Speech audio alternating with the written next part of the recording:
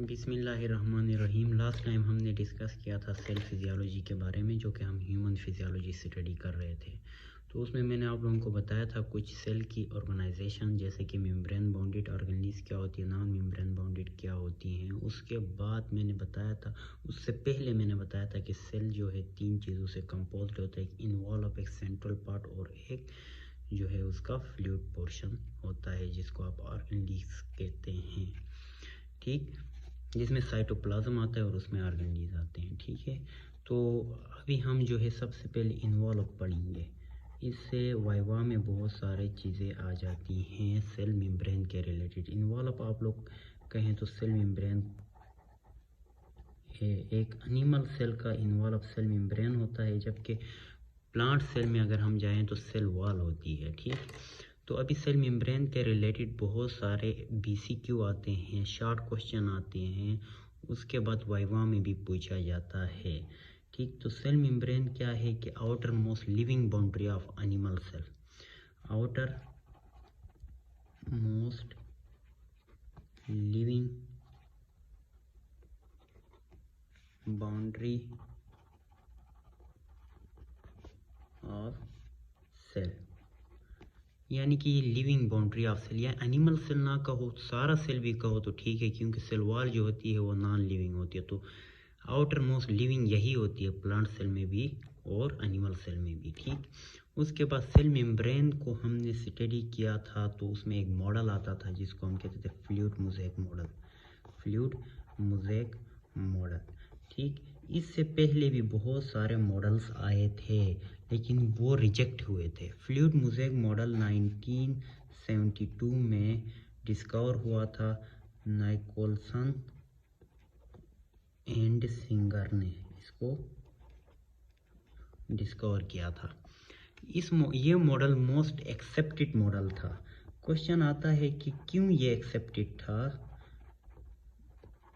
Accepted क्यों था? तो क्यों पे आप लोग इसका जवाब दे दो कि सेल मेम्ब्रेन का फ्लूइड मोज़ेक मॉडल इसलिए एक्सेप्टेड था because it explain mechanism of transportation across cell membrane, क्योंकि ये model mechanism of transportation across cell membrane describe करता है हमारे पास। इससे पहले जैसे कि यूनिट मेम्ब्रेन मॉडल आया था, सेम कहानी थी, वो भी कह रहा था कि लिपिड होगी, प्रोटीन होंगे और कार्बोहाइड्रेट होंगे, लेकिन वजह ये थी कि वो मैकेनिज्म ऑफ ट्रांसपोर्ट को बयान नहीं कर पा रहा था। ये मॉडल मैकेनिज्म ऑफ ट्रांसपोर्ट को बयान कर रहा था, इसलिए मोस्ट एक्सेप्टेड मॉडल था। ठीक, अभी हमारे पास जो सेल मेम्ब्रेन है वो हमारे पास कंपोज्ड होता है लिपिड, प्रोटीन और उसके बाद कार्बोहाइड्रेट, इन 3 चीज़ों से मिलकर बना हुआ होता है। जो लिपिड होती है वो मोस्टली फास्फोलिपिड होती है, फास्फोलिपिड। फास्फोलिपिड में भी बहुत सारे टाइप्स होती हैं, जैसे स्फिंजोमाइलिन होता है, उसके बाद ग्लाइसिरोफास्फोलिपिड होते हैं, बहुत सारे टाइप्स होते हैं। तो इसमें ग्लाइसिरोफास्फोलिपिड होता है क्योंकि जो अल्कोहल होता है वो ग्लाइसरॉल होता है, स्फिंजोसिन नहीं होता। और मोस्ट अबंडेंट फास्फोलिपिड फास्फोटाइडल कोलिन होती है, फास्फोटाइडल कोलिन। ठीक, प्रोटीन्स 2 टाइप की होती हैं सेल मेम्ब्रेन में, एक हमारे पास आ जाती है इंट्रिंसिक और एक आ जाती है हमारे पास पेरिफेरल, या फिर इसको एक्सट्रिंसिक कहा जाता है। ठीक, इसको इंटीग्रल भी कहा जाता है इंट्रिंसिक को। अभी इंट्रिंसिक और एक्सट्रिंसिक को आप कैसे डिफाइन करेंगे? इंट्रिंसिक वो प्रोटीन्स होती हैं, फॉर एग्जांपल ये लिपिड के 2 लेयर्स हैं। ठीक, लिपिड बाई लेयर है ना, तो दोनों साइडों से लिपिड के साथ कनेक्टेड हो ऐसे प्रोटीन्स को इंट्रिंसिक कहेंगे। एक साइड से लिपिड की लेयर के साथ अटैच हो, चाहे वो आउटर हो या फिर इनर साइड, इसको कहते हैं आउटर लीफलेट, इसको कहते हैं इनर लीफलेट। ठीक, आउटर लीफलेट और इनर लीफलेट में से किसी एक के साथ अटैच हो उसको पेरिफेरल या फिर एक्सट्रिंसिक प्रोटीन कहा जाता है। कार्बोहाइड्रेट सिंगल यानी कि इंडिविजुअल फॉर्म में एग्जिस्ट नहीं कर सकता है, या तो ग्लाइकोप्रोटीन या फिर ग्लाइकोलिपिड की शक्ल में एग्जिस्ट करेगा। अभी हमारे पास जो फास्फोलिपिड होती है वो हमारे पास उसके फास्फोलिपिड ये हमारे पास कुछ इस तरह से होती है। ठीक, इसको हेड है, ये हेड जो होता है वो पोलर होता है और टेल जो होती है वो नॉन पोलर होती है। नॉन पोलर बाज़ औक़ात डायग्राम में दिया जाता है और पूछा जाता है ये सर्कल वाला चीज़ क्या है, तो इसको कहते हैं किंक।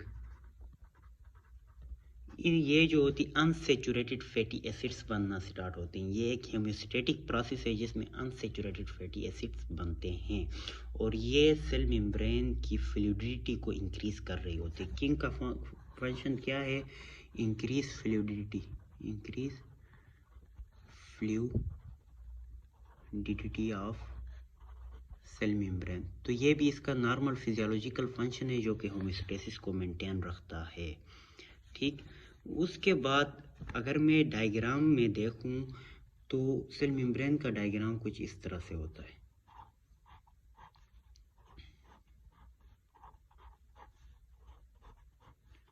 यानी जो ये सारा नॉन पोलर पोर्शन है, जो पोलर पोर्शन होगा ये बाहर ECF है, extra cellular fluid and intra cellular fluid, ये सेल के इनसाइड है।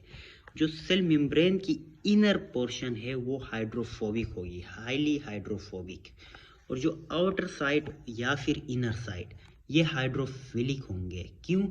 क्योंकि इसमें भी वाटर है और इसमें भी वाटर है, ECF में भी वाटर है और ICF में भी वाटर है। तो वाटर और वाटर की अट्रैक्शन होगी कि नहीं, क्योंकि हमारे पास हेड जो है वो वाटर अट्रैक्टिव है। ठीक, तो वो वाटर की तरफ जाएगा, जबकि इनर जो है वो वाटर को रिपेल करेगा, इसलिए वो इनसाइड्स होती हैं और हेड आउटर या फिर इनर की तरफ एक्सपोज्ड होता है। और उसके बाद हम अगर बात करें प्रोटीन्स की, तो अच्छा फ्लूइडिटी क्या चीज़ होती है? फ्लूइडिटी, बल्कि हम एक काम करते हैं कि फ्लूइडिटी को एक टॉपिक रखते हैं और उसको अलग से डिस्कस करते हैं कि कौन से फैक्टर इस पे इफ़ेक्ट करते हैं और ये है क्या, इसके लिए एक अलग टॉपिक रखकर हम डिस्कस करते हैं। फ़िलहाल हम प्रोटीन्स को डिस्कस करते हैं। प्रोटीन्स की अगर मैं बात करूं तो दो किस्म के होते थे, एक इंट्रिंसिक और फिर एक एक्सट्रिंसिक। इंट्रिंसिक की अगर मैं बात करूं तो ये सबसे पहले वाटर चैनल्स बनाती है, जिसको आप लोग एक्वापोरिन कहते हैं। ठीक, वाटर चैनल्स। फिर जो है ये आपके पास वाटर चैनल्स के बाद एंजाइम भी एक्ट करते हैं। फिर उसके बाद आपके पास कैरियर चैनल्स बनती हैं, यानी जो मॉलिक्यूल्स लार्ज इन साइज हो, इजीली डिफ्यूजेबल ना हो, तो उनके लिए ये कैरियर चैनल्स बनती हैं, उनको कैरी करती हैं। ठीक, उसके बाद एक्सट्रिंसिक प्रोटीन की अगर मैं बात करूं तो एक्सट्रिंसिक प्रोटीन्स आपके पास एंजाइम्स एक्ट करती हैं। फिर उसके बाद इनका स्पेशल जो फंक्शन है वो सेकंड मैसेंजर सिस्टम एक्ट करती है।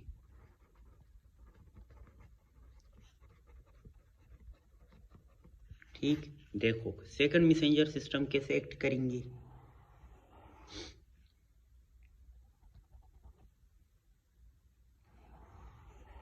सेल मेम्ब्रेन है तो इसके इनर लीफलेट के साथ अटैच एक प्रोटीन है जिसको आप क्या कहते हैं? Peripheral protein. अब ये तो यहाँ पे तो रिसेप्टर है। ठीक, अब कोई चीज़ सिग्नल आ रही है, ठीक, इस सिग्नल को इस टारगेटेड एरिया तक पहुंचाने के लिए एक और मैसेंजर की ज़रूरत होती है। फर्स्ट मैसेंजर को क्रॉस करके सेकंड मैसेंजर की ज़रूरत होती है, that is provided by extrinsic या फिर पेरिफेरल प्रोटीन। और हमेशा याद रखें, एक नोट लिखें, बल्कि बुक में लिख दे ये पॉइंट, कि first messenger system is always messenger system is always intrinsic protein. First messenger system intrinsic protein खुद होंगे, ठीक, जिनको आप 7 पास मैसेंजर रिसेप्टर्स भी कहते हैं।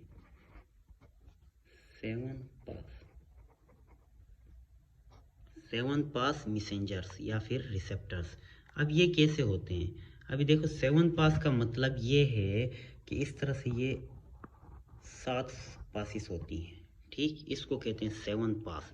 तो फर्स्ट मैसेंजर सिस्टम आपके पास हमेशा और हमेशा क्या होंगे कि intrinsic protein, second messenger system extrinsic protein act करेंगी। तो ये काफ़ी था। कार्बोहाइड्रेट और फिर हम जो है सेल मेम्ब्रेन की फ्लूइडिटी बहुत इम्पॉर्टेंट है, इसको हम एक अलग टॉपिक बनाकर वहाँ पे डिस्कस करेंगे इंशाल्लाह। खुदा हाफिज़।